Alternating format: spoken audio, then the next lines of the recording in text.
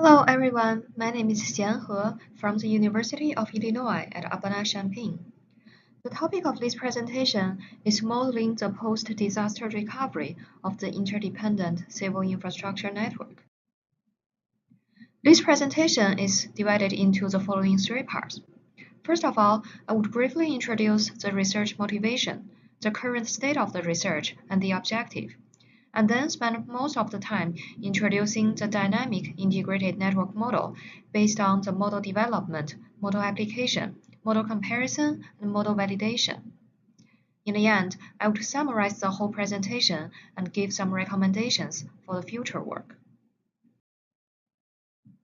The motivation of this research is that the natural and man-made disasters cause huge damages and economic losses each year. Although the occurrence of the natural disasters is unavoidable, the damages and losses could be reduced by improving the infrastructure resilience. Nowadays, the infrastructure systems should really operate on their own. The normal operation of one facility in a system usually depends on several other facilities in the other systems for the product input and the information sharing. However, when disaster happens, the dependencies among the infrastructure facilities would aggravate the initial damage caused by the disasters and lead to cascading failures. So it is very important to consider the dependencies among the infrastructure facilities when we model the damage and recovery of the infrastructure systems for community resilience planning. Currently, there are a lot of existing projects and studies on the post-disaster infrastructure recovery modeling worldwide. However, one research gap is that the different levels of the interdependencies between different infrastructure systems or the facilities are not very well incorporated yet in the current recovery models. So the objective of this research is to develop a model which could simulate the post-disaster damage and recovery of the infrastructure systems with considering different levels of the interdependencies to better support the community's pre-disaster risk mitigation and post-disaster recovery planning. To accomplish this goal, the Dynamic Integrated Network Model, or the DIN model, is developed. First of all, I would like to give a general overview of the DIN model. The function of the DIN model is to simulate the damage and recovery of the interdependent infrastructure systems after the disruptive events in order to support the community's resilience planning. It is applicable to any infrastructure systems and under any hazards or multi-hazards. It has four features. First of all, it is dynamic because it can model the post-disaster performance of the infrastructure, facilities, systems, and the integrated network over time following a disruptive event. Secondly, it is integrated because the critical facilities in different systems and the end users are modeled in a unified network, where the nodes represent the infrastructure facilities and the links represent the dependency relationships among them. Thirdly, it is probabilistic because the uncertainties in some of the modeling variables can be captured by the probabilistic models. And fourthly, it is interdependent because it can incorporate the physical, cyber, and geospatial interdependencies at different levels, including the system-to-system level, system-to-facility level, and the facility-to-facility level. Here, the physical interdependency refers to the product input and output between two facilities. The cyber interdependency refers to the information sharing between two facilities. And the geospatial interdependency refers to the co-location of two facilities, such that the damage of one facility would directly affect the functionality of its co-located ones. Before we use the DIN model to simulate the damage and recovery of the infrastructure network, we need to first build the interdependent infrastructure network. The facility-to-facility level physical and cyber dependency relationships are identified based on the failure modes of the critical infrastructure facilities under historical events. This figure here shows the physical and cyber dependency relationships among the power, water, and cellular systems. The geospatial dependency relationships are implicitly considered in the model because the information of the collocation serves as an additional input information. The initial damage of a node or link would be affected by the failure of its collocated ones, and it may only fully recover after all of its collocated nodes or links recover. The system-to-facility level dependency relationships are especially useful in some situations, including when we want to model several systems with different natures, and when we want to model different systems at different resolutions in order to save the computational time. In this model, the system-to-facility level dependency relationships are implicitly modeled through some of the modeling parameters, and I will discuss about this in the following slides. For the network nodes, the initial damage of the network nodes is measured by the initial inoperability vector Q0, which can be determined from the hazard intensity and the fragility curves. Under the multi-hazard scenario, the initial inoperability of the nodes would be calculated separately under each hazard, using the corresponding hazard intensities and fragility curves.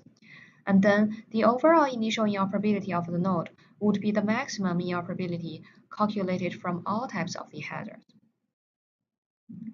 The recovery of the network nodes is measured by the change of the inoperability vector Qt over time using this mathematical equation, which is modified from the dynamic inoperability input-output model in economics.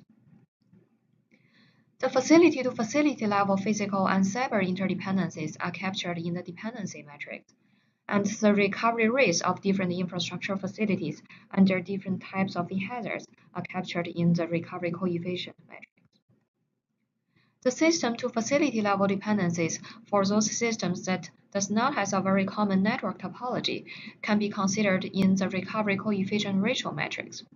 For example, the damage of the road network would affect the recovery rate of the damaged facilities in the other systems. And also, the post-disaster demand change of the facilities can also be captured in the DIN model by updating this inoperability vector.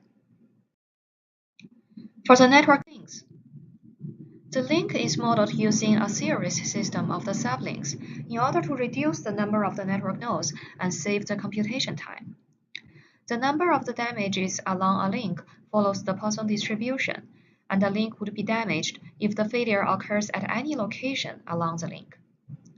The recovery time of a link given a certain damage state or damage level can be calculated from some repair rate curves or the restoration curves. The damage and recovery of the network nodes and links would cause the topology of the network to change over time, which can be used to model the damage and recovery of each infrastructure system and the integrated network. It is assumed in this model that each node has a threshold inoperability level, and each link has a threshold damage level. If the inoperability of a node or link exceeds this threshold, then the facility or line should be shut down for repair. The damaged links and the links going out of the non-functioning nodes from the network will be removed, and the link would be added back at the time when both its tail node and the link itself are recovered. So in this way, we can know what the network topology looks like at each time step. And then we can use some characteristic parameters from graph theory, such like the accessibility, connectivity, and efficiency, to measure the operability of each infrastructure system over time. And then the operability of the integrated network can be calculated as the weighted sum of the operability of each infrastructure systems. So in summary, this flowchart here shows all the input information needed to run the DIN model and how the damage and recovery at the facility, system, and the integrated network level are considered. Some example output of the DIN model includes the recovery curve for each facility, system, or the integrated network with some variations, which can be used to compute the resilience, recovery time, vulnerability, or some other infrastructure performance metrics. Secondly, we can also get the service restoration curves for the end users, which looks very similar to this recovery curve. And thirdly, we can know the functionality of each infrastructure facility at both the temporal and spatial scale. To test the feasibility of the DNN model, the DNN model is applied to simulate the damage and recovery of the interdependent power, water, and cellular systems in a hypothetical study region located in the Texas state. A Category 2 hurricane making landfall at the middle bottom of this area is used as the hazard.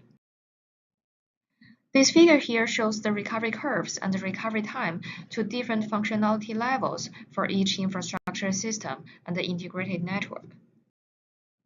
The cellular system in this region has the lowest initial inoperability and the shortest recovery time, so it has the highest resilience. The water system has the highest initial inoperability and the lowest resilience, while the power system has the longest recovery time, and it also drags down the recovery of the integrated network. So this study implies that if the decision maker in this region wants to improve the resilience of the integrated network, more budget and resources should be allocated to improve the resilience of the power and water systems. The DNN model is also compared with two existing models. In the first comparison, the DNN model that considers the facility-to-facility level interdependencies between different infrastructure systems is compared with an existing model that does not consider any interdependencies between different systems. The result shows that if the interdependency is not considered, the recovery time would be underestimated because a damaged node would be assumed to be able to get everything it needs from the other systems for its recovery. This underestimation of the recovery time would lead to the underestimation of the potential losses and risks and lead to the poorly informed decisions for the recovery planning. In the second comparison, the DNN model, which can consider the interdependency relationships at the facility level, is compared with a model that only considers the system-to-system level interdependencies. The recovery time would be overestimated and resilience would be underestimated if we only consider the system-level interdependency. And the operability of the network with considering the facility-level dependencies is always higher than by considering the system-level interdependencies. Also, the recovery of the network is described in a more refined way when we can consider the facility-level dependencies. All those trends are reasonable because if we consider the facility-level interdependencies, each system can be partially damaged because the nodes can recover at different times. However, if only the system-level interdependencies are considered, each system can only be damaged or non-damaged, which oversimplifies the modeling of the whole recovery process and overestimates the damage severity. This would cause the waste of the resources and unnecessary social disruptions. To validate the DNN model with the physical reality, the interdependent power, water, cellular, and transportation systems in Galveston City, Texas, under Hurricane Ike in 2008 are used. The actual power system restoration time is 23 days, which is within the mean minus plus standard deviation of the simulated time, so it shows that our model can produce comparable results to the physical reality. So in summary, this study proposed the DNN model, which can simulate the post-disaster damage and recovery of the interdependent infrastructure systems, with considering the physical, cyber, and geospatial interdependencies at different levels and the uncertainties in some of the modeling variables to support the risk-informed decision-making. The DNN model can produce the recovery estimation at the facility, system, and network level to better support the infrastructure resilience planning at different resolutions. The model comparison highlights the importance of considering the interdependencies at a higher resolution to better support the community resilience planning. The model validation demonstrates that the proposed model can produce comparable results with the physical reality. But we also acknowledge that the modeling results can be more accurate if more data on the infrastructure performance under the disasters become available in the future. In the end, I would like to acknowledge the funding source of this research, which is the NIST-funded Center for Risk-Based Community Resilience Planning. So that's all for this presentation. Thank you very much for your attention, and I'm glad to answer any questions. Thank you.